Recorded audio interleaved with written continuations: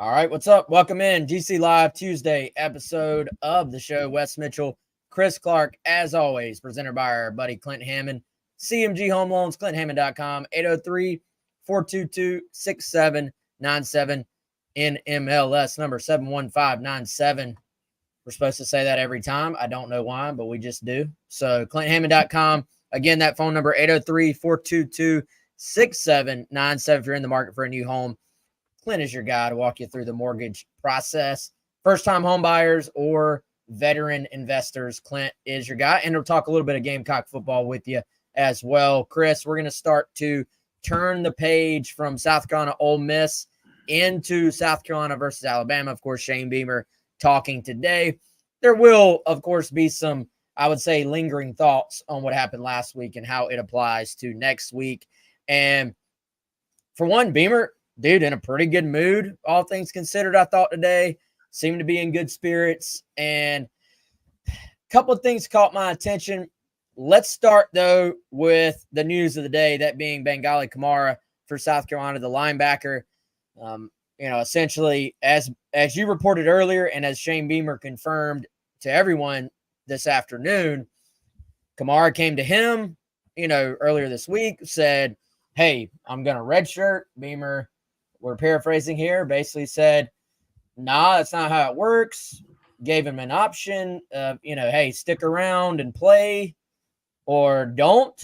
And he chose don't. And he's no longer suiting up with the Gamecocks. So that was that. And, I think this is a situation where two things can be true at once. Like, obviously, if you're Carolina, Kamara was playing. He was a part of the rotation.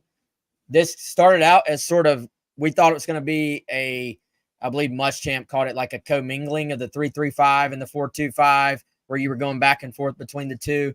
And this has really gravitated more towards 4-2-5. And so that means two linebackers are on the field. South Carolina has essentially, for the most part, when games have not been out of hand and everybody's been healthy, rotated four guys among the two spots. And so Kamara was one of those guys.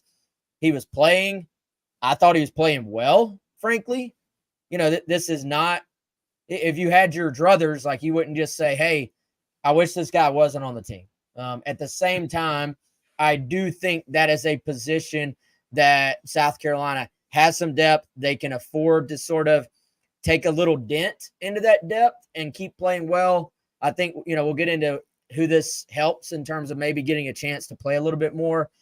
I imagine, at least at the onset here, it will be much like what happened when Kamara was out with an injury. And that was, kind of three guys for two spots, where Debo Williams, D. Knight, and Ben Martin-Scott were essentially three guys rotating in and out. You have some position versatility there. Those guys can pretty much play both spots.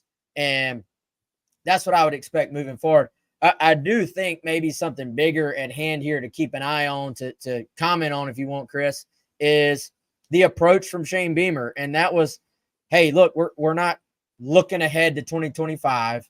We're not letting a player, frankly, make a decision that puts his decision above what the team needs right now. And I do think, frankly, say what you want, but I think that sent the right message in terms of you don't want guys coming in your office just saying, hey, I know I'm playing, I know I'm in the rotation, but I'm going to wait until next year. Yeah, a lot to unpack here, Wes. I mean, I agree with what you said. First of all, about just the rotation going forward, the depth. When you have depth at spots, you'd like to keep it, as opposed to actually dipping into it. It's nice to have it so that if something like this or an injury does happen, you have it, right? Gamecocks have two guys that Beamer referenced that can kind of step up to fill that void if needed. Fred Johnson, J.R. Johnson as a freshman, Mo Kaba, who's been around a while, obviously, and has been playing on special teams mostly. But I agree with you. You're probably going to just see those other guys, pick up probably even more snaps going forward. And I think it was important, Wes, this morning to do something that we're not very good at societally right now, if that's a word, and that is kind of let the facts come out, right? So as soon as we were able to confirm this story, we put out some of those facts, and Beamer basically said some of those same things during his press conference earlier this afternoon. And, when this news came out, some people, not many, but some went, oh, here we go, wow. And, it had nothing to do with losing a game. It had nothing to do with losing trust in the coaching staff or anything like that. In fact, as Beamer outlined, Kamara wanted to come back to South Carolina next year and redshirt. So, supposedly, but yes. And that was another point I was going to make. You pointed this out earlier. You never know. A guy could just be saying that. A guy could fully intend to come back, and then something happens, like somebody who decides they want a 6-year linebacker from Akron, Ohio, who's played at a couple Power 4 schools to come to their program for more money or whatever it may be. Those things can happen. Not to cut you off, Chris. No, you're good. Supposedly, I mean, I'm sure he said that to Beamer. I'm just saying we've seen play, the NC State quarterback last year. No, I'm going to red shirt for next year, and then you're transferring out. So that's right. Yes, that was the message. I think that's part of the reason why, if you're Beamer, if you're a staff, you don't want to set this precedent of saying, oh no, yeah, that's cool. Just, you can play next year, and then that guy hits the portal, and at some point we got to just go play the games, right? Like, we're in the middle of the season. And anyway, continue. Yeah, it's a great point. I mean, Kamara is a deal, and Beamer pointed this out. I wrote it this morning. He had just played his season high in snaps against LSU. Keep mixing those. Ole Miss. He played 30 snaps. So this isn't a guy that was not seeing the field at all, right? There have been conversations with some players on the team where it's, hey, you're not playing as much of a role this year, whether that's a young guy or even some older guys who have played a good bit of football. Let's look ahead. Now, you're going to play. If we need you, you're going to play, right? Kamara is a guy that was firmly in the rotation, as you said, and Wes may have been in position to play more. He literally just played the most he's ever played. So you may say, well, why? What is the reasoning? Well, we haven't heard for sure, and I'm not going to speak for Beamer. He didn't really say. I'm not going to speak for Kamara. I think, Wes, you and I probably are on the same page. I know you mentioned this earlier. Seems like he wanted to play maybe even more, so he's thinking ahead to next year. You lose Debo. You lose Bam, you lose D Knight. Here's an opportunity to step up and be a starter and be the guy. But that leaves out the part that this is a team, right? And you're playing a role, and not a bit part. You're playing an important role on the team. You have to play that role. It's Kamara's last year, so I get that side of it if that's what he thinks. But at the same time, Beamer has to do what's best for the program. And I agree with your thoughts. You can't set that precedent of, okay, if you don't want to play, that's cool. We're good, right? Just push it forward to next year. They felt like they needed him. And so you can't trade out your need for that player with your need to run a team, right? I saw some people say, well, you're going to need him next year. Just let him do that. Again, it's the precedent of it that's pretty dangerous that you're setting at a time where players already have the upper hand in terms of their power, Wes. Yeah, at some point, and I'm all for players get paid, players can transfer, players have more power than they've ever had, and that's fine. But at some point, guys, we're in the middle of the season. At some point, it's got to be about the team. I said this earlier, and even now, he's perfectly free to make that decision. But at some point, those decisions, I think, do have consequences. I guarantee there are NFL teams that are saying, all right, guys, it's one thing in the offseason. It's one thing, if you're not happy with your role at the end of a year, I need a fresh start. But, man, we're in the throes of the season. Like, we are in this thing at this point. At some point, it's got to be about playing ball and about your teammates and about the team and about the greater good. And you were playing like you just said, man, this is not like you were not in the mix. And really, I think Love and football, good point, good question. He says, I know he doesn't promise roles. We think anything comes out about expectations versus reality when it comes to someone who just transferred here.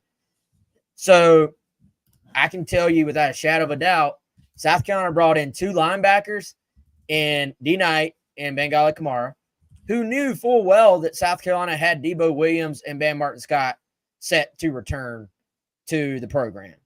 Mm-hmm. So you had 2 guys leave, 2 guys coming in. Now, I know these are athletes. I know they are self-confident.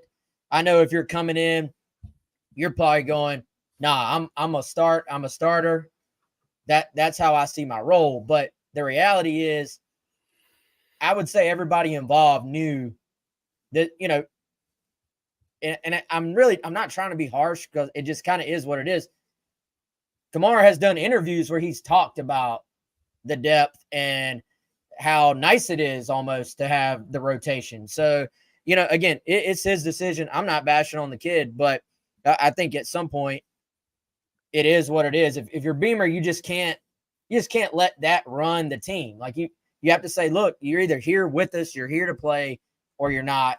And that is that. Now, frankly, there is some that to me gets back a little bit, Chris, to trying to, for the most part, build with high school recruiting as your foundation. Now, you can find some great dudes from the transfer portal. Don't get me wrong.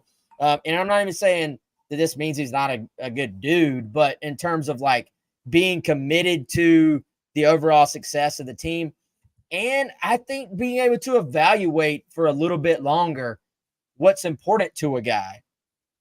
Like, I mean, D Knight transferred. He's one. I mean, anybody, and Beamer spoke to this today, anybody within that program that has been around D Knight will tell you to a man, he's just one of the, like, literally just one of the best human beings they've ever met. Mm-hmm. Fantastic dude. Kyle Kennard comes in, going to be a 1-year player for South Carolina, but by all accords is a tremendous leader. Like, rallies the guys around him. But I do think when you bring guys in as portal 1-year players, that there is, there's a little bit of a sense of, all right, maybe he sees himself as an NFL draft pick and he says, I'm not starting. How am I going to get drafted if I'm not starting? I need to go start. I need to be the guy. Yep. And so if so, that's that. But I do think eventually there has to be a line somewhere of, hey, we're here to play the games. And, if I'm an NFL team, that's part of my evaluation too. Did you decide in the middle of a season that you weren't playing? And I think that's part of the eval. I'm putting that in the back of my mind. If I'm deciding between a completely equal player and one guy stuck it out and stayed with his team and the other guy quit on his team in the middle of a season, then I know exactly which guy I'm taking. And to add a little further context, and I want to just move forward. This was not a situation like UNLV where, say what you want about that one, but one side saying, hey, we got promised this and we didn't get paid. So, to me, that's even a little bit different situation than this, which is just, no, I'm going to redshirt, stick around for next year, whatever your reasonings are. I don't know. I keep saying it, but at some point we just got to play the games, and at some point it has to be about the team. Yeah, it reminds me of the story that we were told by a player recently, Wes, where it was like totally different, but it just funny in my head. Like, player goes up to his coach, coach, I think I'm going to redshirt. And they're like, I think you're right, because he just was not even close to ready.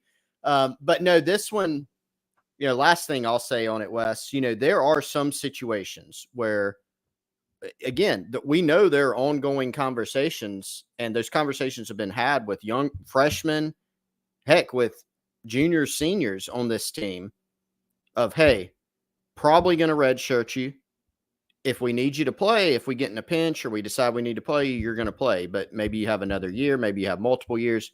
The plan's to redshirt you, right?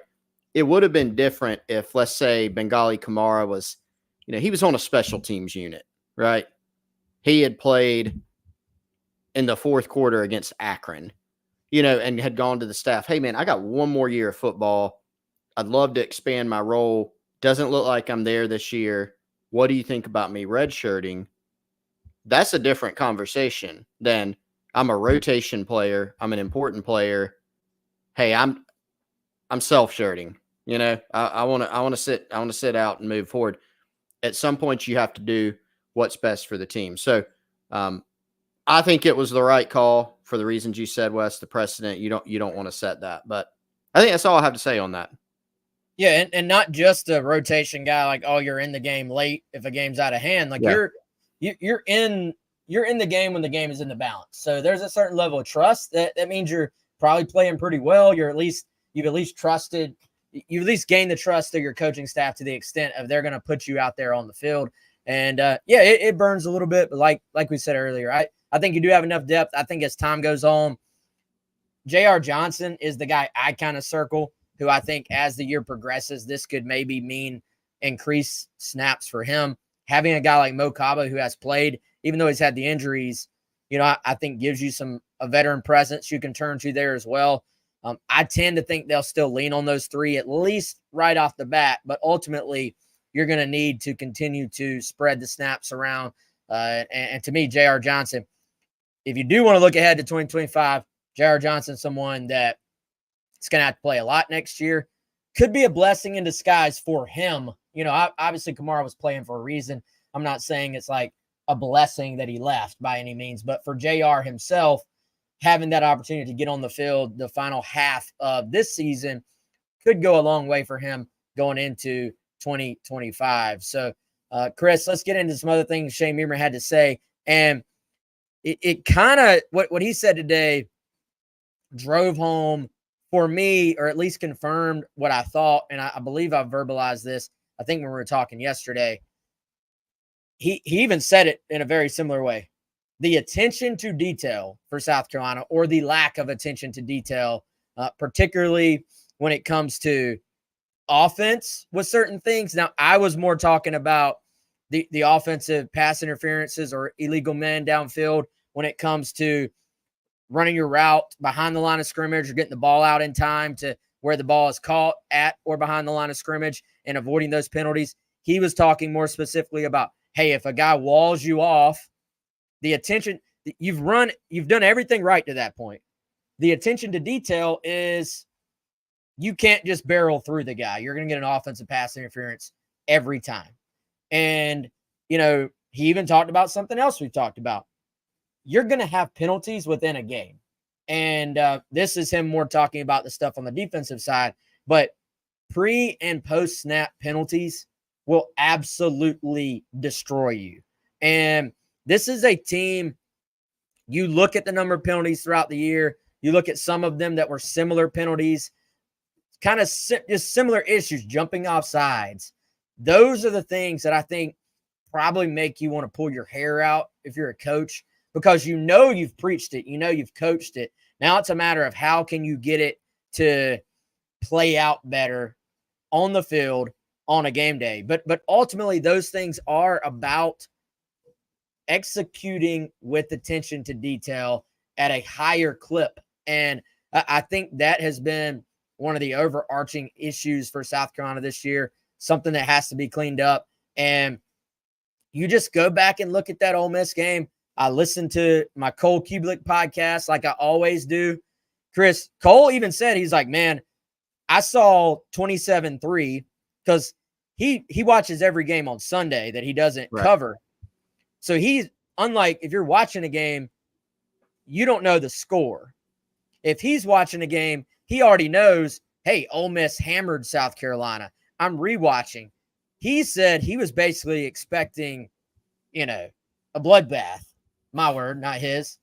He watches and he's like, the game itself, like just sort of as it's playing out, you're not that far off, but it's just these costly things. And I think that's kind of where we are in the SEC right now. It's kind of like the NFL.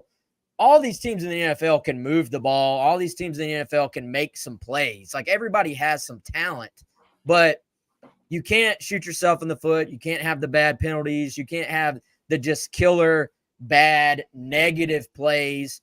The fake punt that doesn't go your way, the fumble. When you make those plays, you're the winner, like Carolina was at Kentucky. When those plays are against you, you look like you got blown out, which you did by the score, but you look like you didn't even belong on the same field because of those like 5 to 10 plays within a game. Yeah, unless you're to your NFL point, Wes, unless you're our Carolina Panthers, you have a chance. And I mean, man, we can't even make our Vandy jokes anymore, right? Because now Vanderbilt, it's not just that they're competitive, beating Virginia Tech in overtime, going to 2 overtimes with Missouri and falling short. They have now taken that next step and beaten a team, right? So just about every team, if not every team in the conference, there are still, I would say, Wes, a handful of teams that are better than most, but even that perception has kind of shrunk, right? From the beginning of the season. Like Texas, I guess, maybe, because Georgia has taken a loss. They've had a 1-point win at Kentucky where that was very close, could have gone either way. Alabama's now lost on the road to Vandy. Ole Miss lost to Kentucky. Like, teams are closer than they have been. So is South Carolina, what'd they win by? 31-6. Are they 25 points better than Kentucky every single game? Absolutely not. Is Ole Miss, now some people are going to say, oh, you're an idiot, Chris. Is Ole Miss that much better than South Carolina every time? Not to do the if they played 10 times thing and sound like an idiot, right? But seriously, I don't really think so, right? But to your point, it's that handful of plays. It's the penalties. It's the swings one way or another. Now, that's not absolved by me saying that. That's not an excuse. That's not saying, well, if they had just not done that, they would have won. These are very real issues. And Shane Beamer was actually given an opportunity, Wes, during the presser today to say, it was kind of couched as like, are you looking at it as a bunch of small issues that you could just correct and things would be a lot better? And he said, no, I can't bury my head in the sand and pretend that we don't have issues, right? Even when South Carolina has won, the biggest win was obviously Kentucky. It looked like a blowout, but there were a few plays that swung that thing, that if the ball bounces differently, it might be a different game, right? Carolina took advantage. They made some big plays here and there. They got big defensive stops. So that's the way that not just most of South Carolina's games, but really, Wes, most of the teams in the conference this year, that's how the games are going to go. So if you're Carolina, you've shown that you can play. You do have more talent. You can make plays. But their Achilles heel, win or loss, has been those penalties, the turnovers. Those are the things that you have to correct, because if you don't, you're going to be living way too dangerously the rest of this year. Yeah, R.L. Smith, appreciate the tip, man. We hadn't got one of these in a while, so we'll go to his question. He says, wouldn't these same procedural and discipline issues show up in practices and scrimmages? I mean, you would think to an extent. I mean, I'm sure the frustrating part is, I mean, I can promise you that it's been emphasized. You're not going to just ignore those things. Like, these are the things as a coach. I mean, Beamer even talked about it. They emphasized the clap, that, hey, this guy has a knack for, like, some quarterbacks, you see this in the NFL, some of the greats, that cadence where they're just having a knack for getting guys to jump off sides. And apparently Dart, for whatever reason, the way he claps, he's got a knack for doing it. This was emphasized in practice. This was emphasized in a pass rush meeting at the end of last week. You can do it as much as you can do it till you're blue in the face, and to think you've done it, there's no way they don't get it. And then on the game on Saturday, boom, it pops up again and becomes an issue. And so I think, yeah, I mean, your point is well taken, RL. Like, I see what you're saying. Can you make the case, hey, well, they got to try something different to emphasize it in practice? Absolutely. Not all these are created equal. I think the offensive pass interference stuff is that's more about attention to detail when it comes to, frankly, your route running and your timing. And that's something we've talked about. Chris, I even wonder, How much does this go back to something we talked about in preseason? Like, hey, you got 6, 7, 8, 9 guys that you thought are going to be in the rotation, as opposed to, hey, here are the 3 guys, and those are the guys that are going to be out there together, and they're going to build rapport together. They're going to build timing together. And then, yeah, we're going to rotate this next group in. But there's just a little bit more, I would say, understanding of exactly how everything's going to play out in terms of a play-to-play basis, how a play is run, where you have, I mean, Beamer has said it himself. They've had a different starter at one of those 3 wide receiver spots each of the last 3 games. So I think continuity, lack of continuity could be a factor there as well when it comes to that. But ultimately, yeah, you've showed at times you can be a good team. I know nobody wants to hear that right now. You have showed that. You have showed you have talent. Like, this team has talent. Mm-hmm. Do they have Texas, Bama, Georgia, quite like that talent? I would say not to that level, but do they have talent comparable to, I even think, most of the SEC, Chris? Yes, they do. Mm-hmm. Some of that talent is young. A lot of it is not. You do have young guys at one of your most important position, quarterback and wide receiver. So, yeah, that you're going to have some things that just are issues.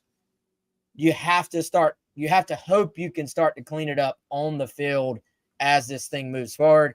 I know that's not what anybody wants to hear. And frankly, this is one of those games on paper, even if you clean it up, it's going to be tough to go beat Bama in Bama, right? Mm-hmm. Like that's just, it's going to be hard. But if we're taking a big picture approach to where things are right now as a team and as a program, I don't know if we're at panic button time yet. Like, I know Saturday, I sat in the stadium too. I know Saturday, I know you woke up Sunday, I know you probably woke up Monday, and you were like, beep this. Like, I don't want to sit through that again.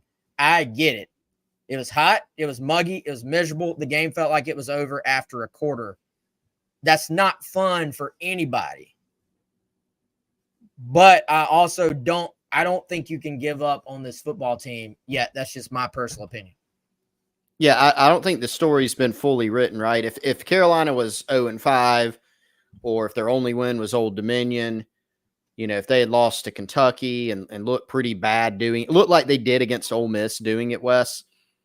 Same with the LSU game, right? Like, yeah, you could probably make that leap and say this just isn't a good team. But the issue is we have some evidence to the contrary, right? We have some evidence that they played some good games. We have some evidence that they played some bad games.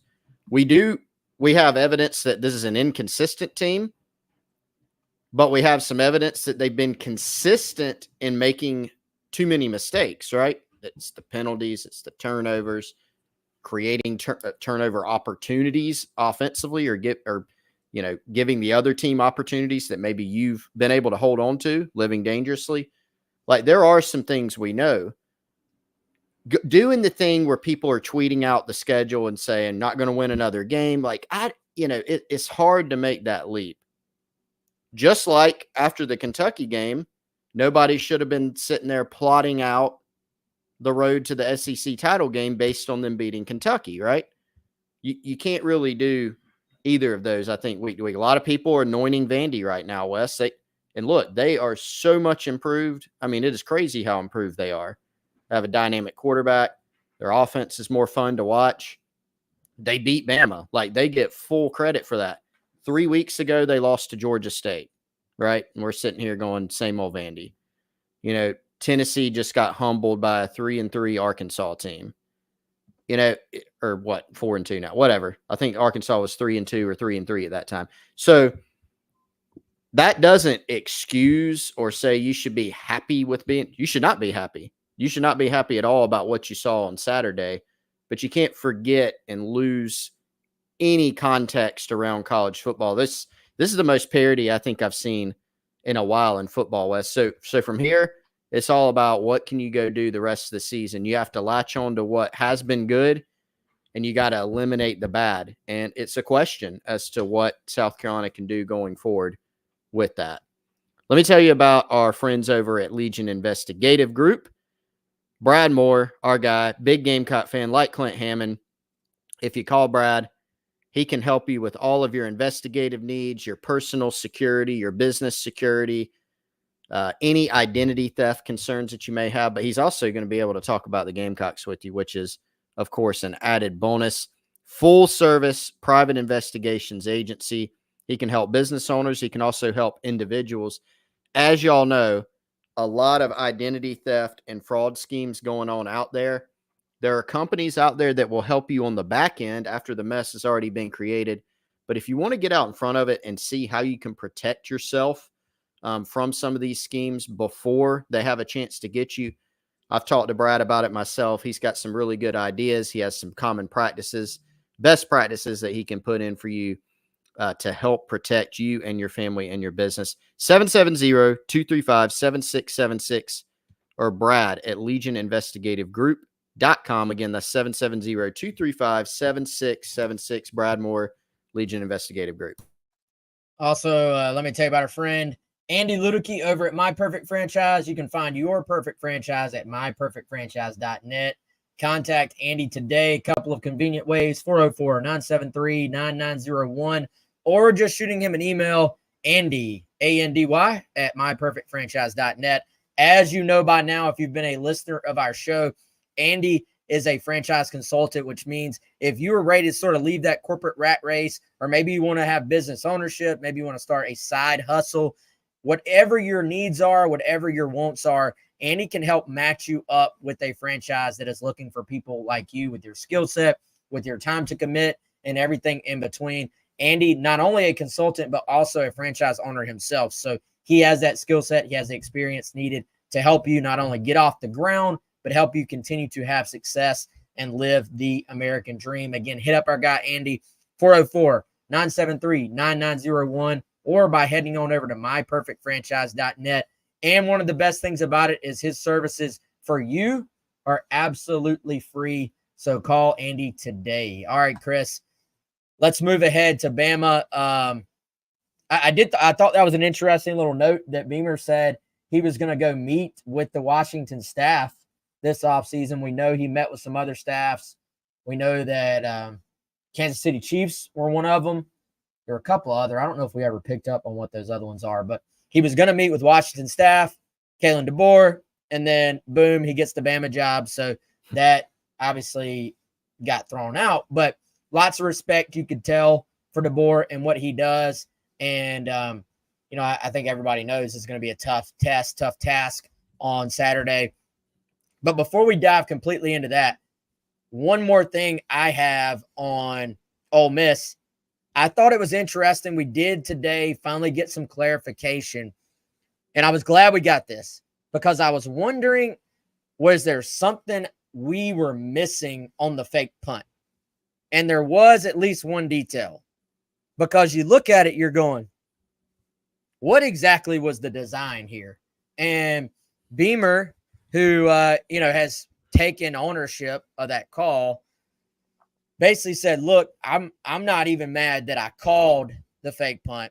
I'm mad that when I saw that it wasn't going to work potentially, that I didn't call timeout. And the reason why it showed it didn't work, part of the reason at least, was it was originally designed to be like a muddle huddle, quick snap the ball. Beamer says one of their defensive linemen has his hand in the air. He's standing up. It was supposed to be catch them when they haven't lined up yet, which would have been ironic against Ole Miss, I feel like, given how a huge part of their offense is about tempo and the effects that it has on people. But as you all saw and know, South Carolina lined up, then waited, then didn't snap the football. And at that point, Beamer could have called it off, which I think you can look back and say that was the move. That's what should have happened. But obviously it didn't. And that, at least, I know some people will say that gives me I feel no better about that. No. But I liked the context, because I was going, all right, there has to be something else to this. There has to be something I'm missing in terms of what this plan was. You know what I mean? And in that case, there was an element of tempo that did not get introduced to the play that was supposed to be there. Yeah, I'm going back and looking at it now, Wes, and I mean, there's the clip that I'm watching right now, you don't get to see the entirety of the team lining up. Beamer mentioned we did get lined up fast to be able to run it, but for whatever reason, the ball doesn't get snapped. He wanted the ball snapped and the play called for the ball to be snapped almost immediately, and that didn't happen. And so when it happens, you can see Ole Miss is getting in, they're digging their cleats in, they're able to get it stopped. So, I mean, it was helpful context because I'm sitting there going, what is even this play design? Doesn't look like the right look. If you're going to line up like that, you need the element of surprise. You see that a lot on offense, Wes, a fourth and inches. Sometimes the team huddles, they break the huddle, they're running out there, they're snapping the ball, they're pushing forward before the other team can get lined up. It seems like that's what they were going for here. Now, some people may say, I don't care that they messed up the design. Still a bad decision to go for it in that instance. That's fine. I get that argument too, right? But I think it's always helpful to have so that you can try to make an informed opinion on whether or not you think something was the right call. Always best to have the most info, right?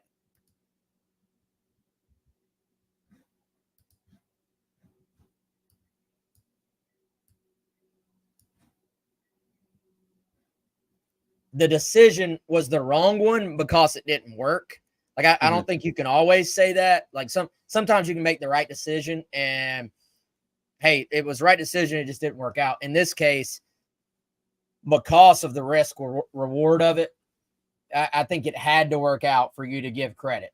So I think that for South Carolina, yeah, for a lot of fans, maybe you couldn't care less, but I do think that was some important context. Let's see. What else did we learn today, Chris? Were there any other takeaways for you from the press conference? I'm trying to think through all the comments here. Let me look through our notes that we had. I mean, here's one thing. If somebody is wondering, and, depending on the audience member, Wes, this may not make you feel better either. Beamer was asked, how do you handle getting back after the game and deciding, okay, I need to make more serious changes or not stick with what you're doing in your program, but figure out some things, right? And so clearly he's taking the approach, and he talked about this a little, of, not coming in after the Ole Miss game and saying, I'm firing multiple staff members, right? Or I'm reassigning this person, that person. He mentioned that, last offseason he did that, made some changes within the program.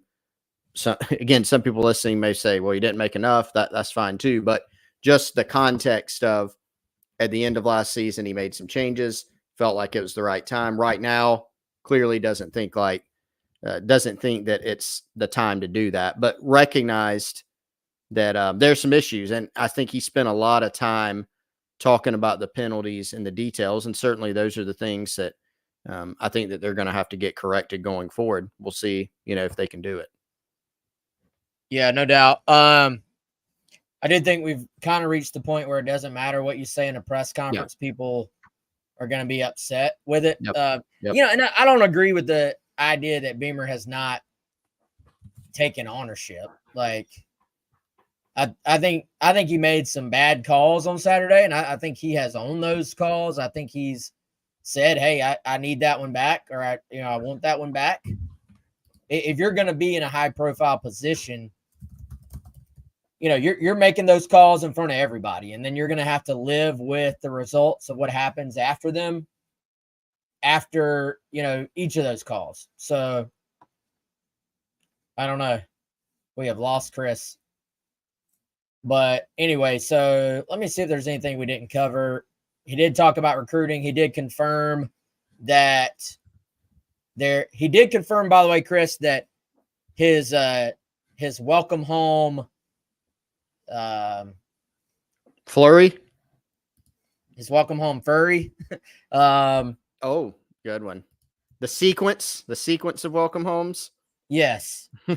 The thought behind them that there is still, which we thought, but he confirmed without a shadow of doubt that there is a unannounced welcome home out there. And I do think that's probably one of the reasons Saturday was just so uncomfortable or just so frustrating for fans, was because of this sort of dichotomy of, it's like, all right, even though Carolina lost to LSU, there was a lot of people outside of the South Carolina community even going, man, like, you guys were right there. Refs cost you. Should have won the game. Blah, blah. You know, you had such a great opportunity. And then you go into this one, all the recruiting momentum is starting to pile up. You land a commitment and a reclassification on Friday. You literally land 2 commitments in the hours leading up to the game from in-state 4-star prospects. And according to Beamer, at some point along the way, you landed a commitment that's not public yet as well. So it's like, all right, this is a huge opportunity for the program to have all the momentum in the world going into what you already know is going to be a tough game against Alabama. And so you may not be able to look ahead if you're a coach or a player, but if you're a fan, you're already looking ahead saying, man, Bama's going to be tough. Need to win this one at home before you have to go on the road there. So I think for the fans, it's a tough pill to swallow to play the way Carolina played on Saturday, because you did have all that other momentum off the field and recruiting going for you leading into the weekend. Yeah. And Beamer mentioned that recruiting was going, what was the word he used, Wes? At great, beyond great, something like that. And, certainly they have reestablished some momentum. What you don't want to do is lose that. One of the reasons that they've been able to, after kind of a lull in recruiting, remember we wrote about that, talked about it a lot before the season. There was a lull. There was a little bit of a loss of momentum, and they were able to reestablish that. And one of the reasons is, you go get a big win at Kentucky. You play really well. You're starting to show some things on the field. You don't want to backslide from that. And so, been a combination of factors, obviously, that led to the lull in recruiting. There's a combination of factors that lead to positivity in recruiting. So certainly every game's an opportunity, right? And so you missed a big one with Ole Miss. All you can do now is try to move forward. And you know that you got a tough road ahead from a schedule standpoint. You also have some opportunities, right? People didn't feel great going into the Kentucky game because of how you played against Old Dominion. You had to go on the road. Didn't play well at all the week before, even though you won. And you come out on top, and it was a big momentum-creating win. Maybe some similarities in this week, although going to Bama's, in my opinion, probably a bigger challenge, than they faced even going to Kentucky.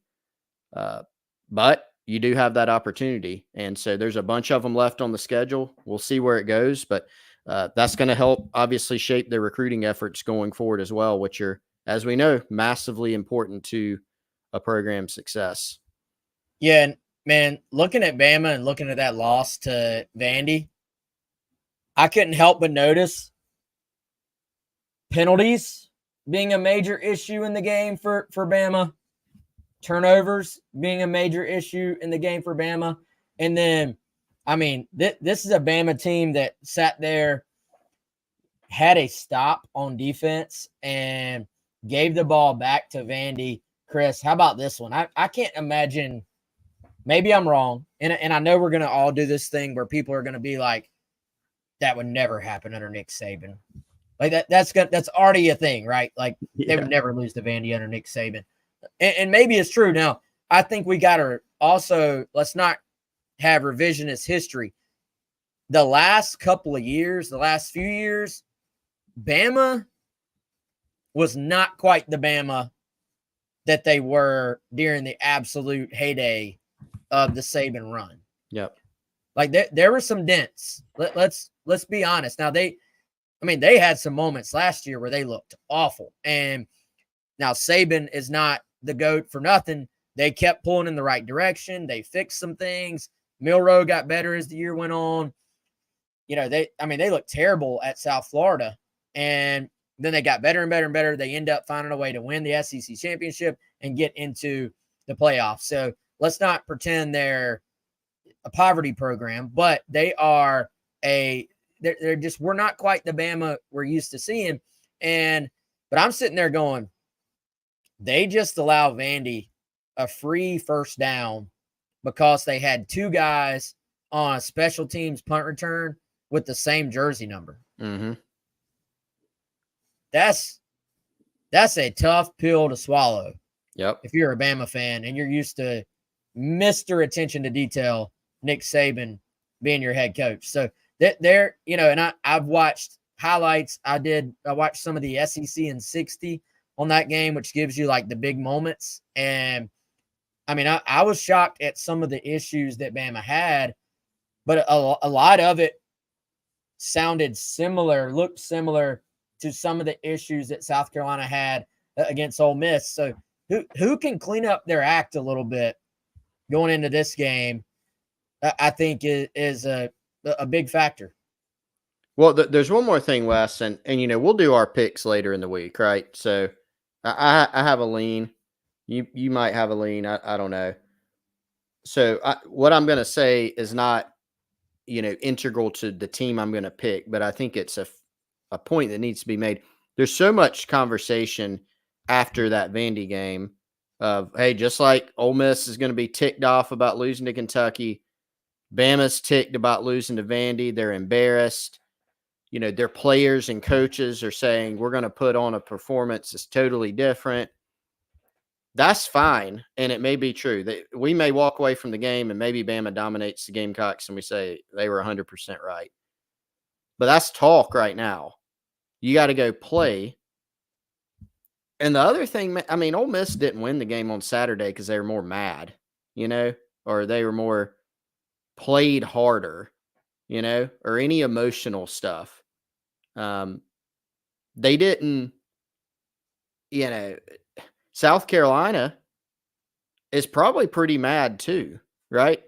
At the end of the day, it's going to be about which team plays the best. And for these two teams, given the issues that Bama showed in that loss to Vandy, major defensive issues, mental miscues, losing composure, the issues that South Carolina's shown this season that we just spent 45 minutes talking about, which team can clean those up? As you said, that's the team that's going to win. So I don't put as much stock into Bama's mad, right? Is there a tension now back on the fact that we got a lot to clean up? Yes. South Carolina's attention should also be on the fact that they got a lot of things to clean up too. Which staff, which team can do the best job of trying to clean those things up? And like you said, man, these teams could line up and both play pretty. South Carolina could go to Tuscaloosa and play a pretty clean, pretty good game and still lose. This is a tough place to play, tough team to play. But to have a chance, they've got to get things cleaned up. Yeah, for sure. And, they've bounced back. Carolina has under Beamer. Most of the time they have a stretch like this, they do bounce back. We'll see if they can do that this week. And I do want to respond to one thing. Jay Diz, he's trying to say starting D-line did not move and had the blockers outnumbered, that Beamer would never admit a mistake. I mean, unless you remember exactly what happened live before, like right when South Carolina lined up on the punt, there is no, you can't see on the TV copy what Beamer's talking about, because I just pulled it up while we were sitting here talking on the show. On the TV copy, they don't show this Carolina on the screen until they were already lined up. So the point was, they wanted to break the huddle and snap the ball instantly. Unless you have the all 22 or a different view, even on the replay, they're already showing South Carolina lined up and about to snap the football. The announcers made the point that Ole Miss kept their D-line on the field. So, yeah, they were already out there. Beamer is talking about them looking to the sideline for the call or whatever and trying to snap the ball quickly when they have not, as coaches say all the time, got their cleats into the ground, essentially is what they're saying. So I don't know. I personally appreciated some context on exactly what they were trying to do. Even if you still disagree with the call itself, I think that at least tells us what the thought process was, as opposed to just, hey, no, we're going to just pound our heads into a brick wall, which is what I think it looked like. If you just watch the play happen, Yes. Which is what I thought live. So, it still, I still, Wes, am saying right now, knowing that, I say punt the ball or line up your offense and get a yard. I still say that, right? But knowing that they didn't just come out, call a play where they're kind of not lackadaisically, but, just kind of normal cadence, walking up to the line, snap the football in that formation, that is a little bit different than here's what's supposed to happen. The other point I'd make, and not picking on you, Jay Diz, love you. I know you're here all the time. Appreciate you. You can even come on here and say in the chat, like, Beamer's done an awful job. That's fine. Or Beamer's done a great job, whatever you think. But I can't get on board with saying he won't admit a mistake, right? Because he did Sunday during the teleconference. If you listen, the audio's on. Wes, I know you put up the audio on our YouTube channel. He explained the sack, right? With accepting versus not accepting the penalty. And he said, I got to be better there. He said that was a mistake, right? And he's talked a lot about the fake punt. He said the mistake there was not calling a timeout, that he's kicked himself. He should have called a timeout.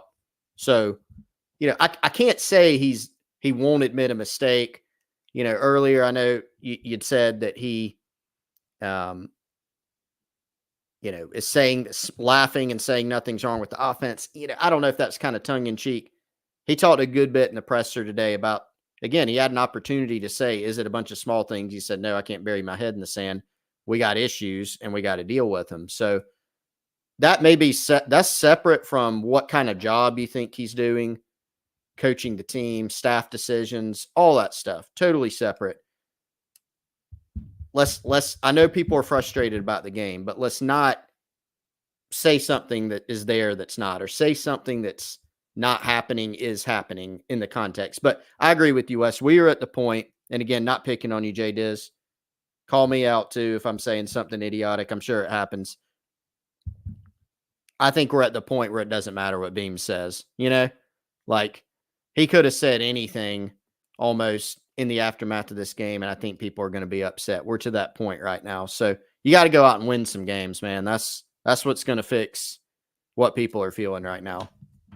Yeah, so Big Red said, can Beamer get clarification on what is going on with the players continuously faking injuries? Anything we can do to combat it? I would say there's nothing South Carolina or anybody else can do until the rule changes. Even then, I mean, I've seen some different stuff out there, guys, where it's like, all right, can you make the penalty? And I don't mean penalty as in literal, like throw a flag, but can you make the penalty for someone having to come out of a game for an injury be bigger than the benefit of stopping the momentum or getting a break? So I've seen people say, hey, if you come out with an injury, you got to sit out 5 plays, or you got to sit out the entire drive, or something like that. I think I might be there. Yeah, the only I've had the same thought, Wes. I think we talked about that a little bit after the game too. The only hesitation I have with it is sometimes, like, let's say you did the whole series, right? Well, in a series, you might have a 5-play sequence. Then you might have the red hat man come out there for his 3.5 minutes. Then you may have a review. Like, you may have all sorts of stuff, right? So if you get banged up on a play, let's say you get the wind knocked out of you. Let's say you take a helmet to the knee, something that kind of just puts you down, but you're not injured, and you can come back. Kind of tough to say, in the age where like kids need to be tougher, if you get hurt, but you can come back a few plays later, it's hard to kind of penalize a guy in that situation. That said, what we're seeing now is ridiculous. I mean, it's bad. It's real bad. I remember I think when Lane Kiffin was at FAU, it might have been Ole Miss. I feel like it was FAU. You know, he cussed some kid out on an opposing team and told him to get down and fake an injury because he was mad that the kid had done it earlier in the game. And now he's like the king of it, apparently, which is funny. But we can't keep this direction. The games are long enough. There's already enough crap in games, the gamesmanship stuff that's not actual football. We got to get back to it somehow. So I hate punishing a kid who legitimately gets injured and can maybe come back. So maybe you shorten that window a little bit. But we got to do something, man. Got to do something. JP's got him sitting out a whole dang half. I mean, that would stop it. That would stop it. That would. You'd have kids out there hobbling around on plays. You could do 5 plays, and it resets for everyone if you take an actual timeout. Yeah. Like if it resets with the timeout, then it can be kind of harsh. And then you just say, well, hey, you take a time. If it's that important to get them back in, take a timeout. Because Glanville's right. He's stealing free timeouts. That's what, because I was sitting there going, I understand it doing it on defense, but the clip that went kind of viral in the Kentucky game of Dart telling, I think it was Matt Jones, him just going like, get down, get down. And then he just falls down. I'm like, why? I know why they were doing it on defense, but I was like, oh, wait, that's a timeout without using a time. Because they instantly, the Ole Miss players, they get to the sideline like the second it happens. Like they know what they're supposed to do. They're like, oh, let's go. So, I mean, I don't know. Could you limit? Like, could you be like, hey, if there's an injury, everybody's got to stay on the field? Yeah, that might be a good point. Then coaches, let's start signaling in stuff again. I mean, they're going to come up with something because that's what these guys do. You can't, you could go back and say, we're going to review all the injuries and give find the coach, suspend the coach. Then you're getting into what's a legitimate injury versus what not. How do you determine that? I mean, you can't do that type of stuff, So I think it's more, you've got to de-incentivize somehow going down when you're not actually injured. That's what you have to find a way to do. Yeah, no doubt. All right, y'all, we're out of time. Appreciate your support as always. Again, Wednesday show, I believe, will be Jack and Kendall. Not sure what time they'll be on, but they'll be on at some point tomorrow. So, all right, y'all, appreciate it as always. He's Chris. I'm Wes.